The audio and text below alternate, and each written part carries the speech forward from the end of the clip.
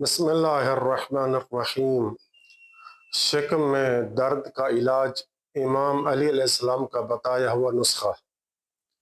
کتاب کا نام وسائل الشیعہ، جلد نمبر 15، صفحہ 64 پہ ایک شخص امام علی علیہ السلام کی خدمت میں اپنی بیماری یعنی پیٹ میں درد کی شکایت کی۔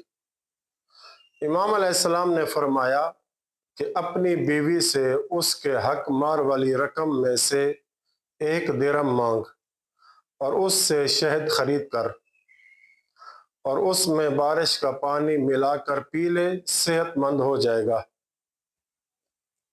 چنانچہ اس نے ایسا ہی کیا اور صحت یاب ہو گیا۔ تو کسی نے عرض کی، یا امیر المؤمنین، کیا آپ نے یہ بات رسول خدا صلی اللہ علیہ وآلہ وسلم سے سنی تھی؟ فرمایا، نہیں، بلکہ میں نے قرآن میں پڑھا کہ خداوند عالم فرماتا ہے، سورہ نساء آیت 4، فَإِن طِبْنَ لَكُمْ عَنْ شَيْءٍ مِّنْهُ نَفْسًا فَكُلُوهُ ہَنِیئًا مَرِیًّا۔ اگر تمہاری عورتیں خوشی سے تمہیں کچھ دے دیں تو بخوشی کھاؤ پیو۔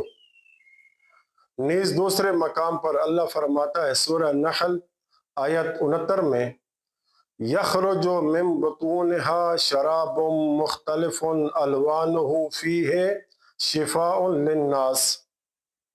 شہد کی مکھیوں کے شکموں سے مختلف رنگ کا مشروب نکلتا ہے جس میں لوگوں کے لیے شفا ہے۔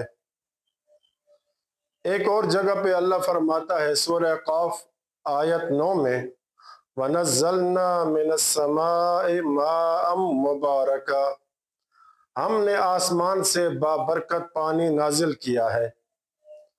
امیر المومنین علیہ السلام فرماتے ہیں، پس جب خوشگوارگی، برکت اور شفا ایک جگہ اکٹھی ہو گئیں تو میں نے شفا یابی کی امید کی، جو کہ حاصل ہو گئی۔ اللہ اکبر۔ وصلی اللہ علی محمد وآل بیتہ